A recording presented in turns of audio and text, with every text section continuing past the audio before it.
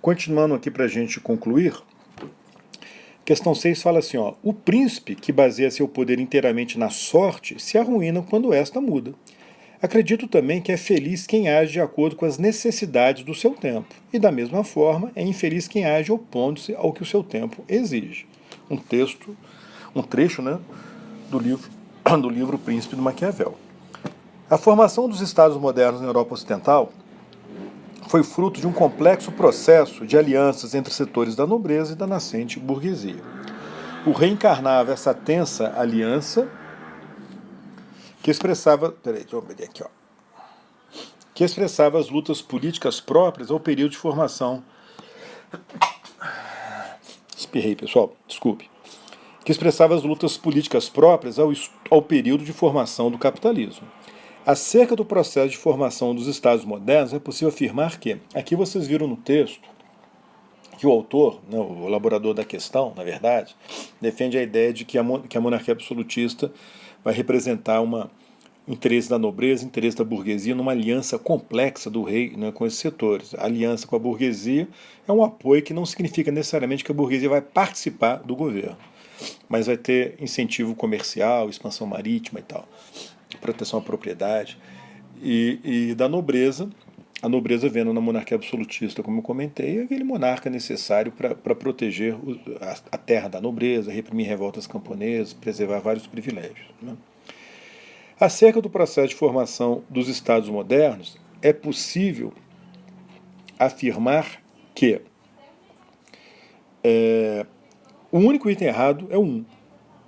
Os princípios disseminados na obra de Nicolau Maquiavel, O Príncipe, são condizentes com a moralidade política medieval, que defendia a origem divina do poder real. Portanto, ao príncipe caberia aceitar os desígnios divinos e governar para o bem da coletividade. Não, está errado. Ao contrário, lembra que eu comentei que para Maquiavel, se fosse o caso, um príncipe para governar tem que se afastar dos princípios religiosos, se eles atrapalharem, né, o exercício do poder. Então ele vai romper com essa tradição religiosa medieval. O item 2, 3 e 4 estão corretos. Ok? 7. Deve um príncipe, portanto, não se importar com a reputação de cruel, a fim de poder manter os seus súditos em paz e confiantes, pois que com pouquíssimas repressões será mais piedoso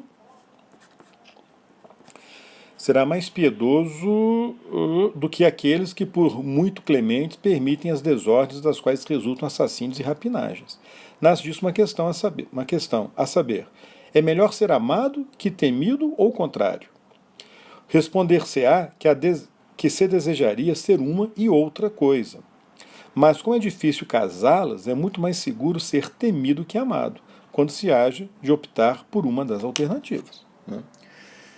Do texto, novamente Maquiavel, do texto é possível afirmar que, se, ao concentrar suas preocupações na figura do príncipe do governante, pode ser visto como uma defesa do absolutismo, né? Tudo que eu comentei.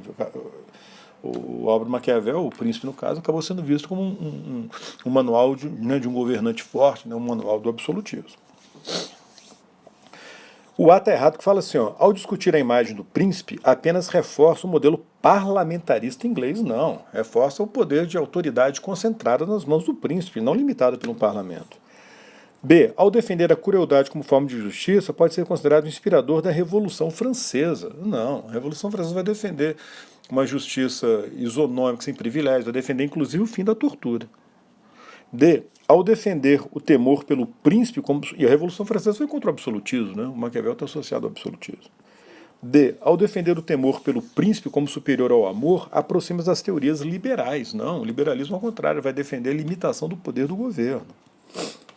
E. Ao criticar o poder do príncipe, afasta-se da maior parte dos autores políticos de sua época. Não, os autores políticos da sua época vão defender o absolutismo, que crescia naquele momento. Ok? 8. Daqui nasce um dilema. Olha só, o mesmo trecho, né? Novamente aqui do Maquiavel. É melhor ser amado que temido ou inverso. É aquele mesmo texto. Vamos direto aqui para o comando. A respeito do pensamento político de Maquiavel, é correto afirmar, em letra D, sustentável que o objetivo de um governante era a conquista e a manutenção do poder. Ok. A. Mantinha uma nítida vinculação entre a política e os princípios morais do cristianismo. Errado. Repito, pessoal, ele vai romper com essa tradição política medieval, né, de que o governante tem que governar seguindo os princípios morais do cristianismo. No fundo, Maquiavel está defendendo um Estado laico. B. Apresentava uma clara defesa da representação popular e dos ideais democráticos. Não, ele está associado ao absolutismo. Embora muitos tenham interpretado que ele estava defendendo a ideia de que o governante deveria governar em benefício da população, então ele é um representante do povo, né? Mas ele está mais associado ao absolutismo, não a esse princípio democrático, pelo menos de forma clara. Né? Isso não é claro. Servia de base para a ofensiva da Igreja em confronto com os poderes civis na Itália. Não, vai ser contra o poder da Igreja e vai ser questionado, vai ser condenado pela Igreja. O príncipe, inclusive, foi colocado no índex dos livros proibidos. Então não é base para a ofensiva da Igreja. A Igreja vai criticar essa obra. Censurava qualquer tipo de ação violenta por parte dos governantes contra os seus súditos. Não, a violência pode ser necessária para assegurar a manutenção do poder. 9. Enganam-se muitos os que imaginam que se trate apenas de questões de cerimônia.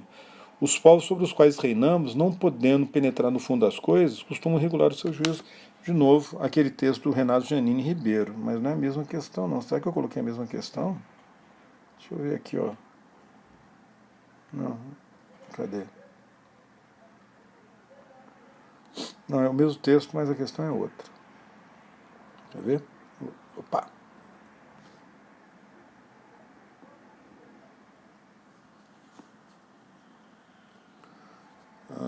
Não, é a mesma questão, né? Olha, eu repeti essa questão agora que eu vi. Então depois eu mando para vocês, na outra aula, eu mando uma questão extra, tá bom? Agora que eu reparei que eu repeti essa questão. É aquela da etiqueta. Bom, então vamos pular para 10, né? 10. Porque nada é mais impertinente do que ver um cozinheiro, um camareiro, envergar um traje enfeitado com galões ou renda, pôr a espada à cinta e se insinuar entre as melhores companhias dos passeios públicos, ou ver uma camareira vestida tão artificiosamente quanto sua patroa, ou encontrar criados domésticos de qualquer tipo, ataviados como as pessoas da nobreza. Tudo isso é revoltante. O estado dos criados é de servidão, de obediência às ordens de seus patrões. Não estão destinados a serem livres, a fazerem parte do organismo social com os cidadãos. Um texto aí, né, de mais do século XVIII, lá na França. A gente não sabe o autor desse texto, mas que é claramente preconceituoso, né, em relação à ascensão de grupos sociais que não pertenciam à nobreza. Né? Então traduz a concepção de uma sociedade em letra C, hierarquizada em estados baseados nos privilégios de nascimento e resistente à ascensão dos estados menos favorecidos. A sociedade de estado é do antigo regime que eu comentei há pouco. Primeiro estado clero, segundo estado nobreza, terceiro estado é o povo. E cada um no seu estado. Então, o autor está demonstrando um preconceito em relação a membros do terceiro estado, das camadas populares, que estão conseguindo uma ascensão econômico-social, um criado se vestindo como se fosse, né, um membro da nobreza. Para ele aquilo era um absurdo. Então, traduz uma concepção de uma sociedade de classes na qual o poder aquisitivo orientava a participação das atividades sociais e políticas. Não, está orientando a manutenção da sociedade dividida em estamentos, em estados, né, de acordo com a função, né, de acordo com o nascimento, sobretudo de acordo com a função. B, em que a cidadania era direito de todos, ao contrário, ele está condenando isso, ele é contra a isonomia, né, ele defende os privilégios, resultando na liberdade de circular por todo o espaço da sociedade. D, liberal, na qual todos seriam iguais perante a lei. Não está defendendo a igualdade perante a lei, independentemente da profissão ou do nível econômico de cada um. De castas, nas quais a filiação religiosa define a posição superior ou inferior de cada cidadão, que cada cidadão ocuparia. Não, é defender a sociedade estamental, onde a função, inclusive a função não religiosa da nobreza, vai lhe dar privilégios que o homem comum não deve possuir. Ok? Muito bem. Então nós encerramos. A questão 9, acho que foi então a mesma da 5, né? Mas aí, na outra aula, eu acrescento uma questão para a gente fazer. Ok? Beleza? Não, peraí. Tem uma coisa errada aqui. O que é isso aqui, ó? Deixa eu repetir essa questão 9. Que coisa estranha. Essa do Maquiavel. Eu acho que essa do Maquiavel é que... Deixa eu ver se ela aparece aqui, ó. eu estou vendo agora, ó. Vamos lá, pessoal. Vamos aproveitar aqui, ou então comentar essa, que eu acho que era para eu ter substituído. Ah, não. Essa questão é aquela 8, né? Não, essa aqui é que na hora que eu fui montar, eu acabei, esqueci de eliminar essa parte aqui. Mas aparece aqui, tá? Nós já fizemos. Mas é isso, pessoal. Então, um bom estudo para vocês. Até a próxima. Tudo de bom.